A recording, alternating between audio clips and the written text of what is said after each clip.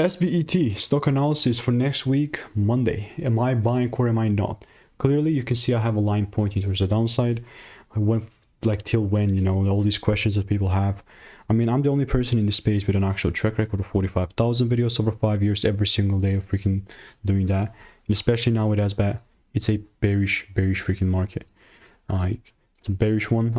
I mean, yeah, it was not always like this. You can see like at this timing, I was here looking to buy the crap out of this. And that turned out to be great. You know, I took it from 30 to 52-ish plus.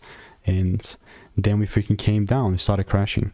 So it's not forever, you know, it's only for now. I'm in a break-even opportunity. So even then, you know, it's risk-free. So I don't really care that much about it.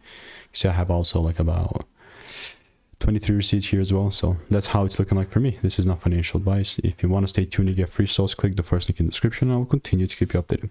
Goodbye and enjoy. And you can find that free sauce in the first link in the description.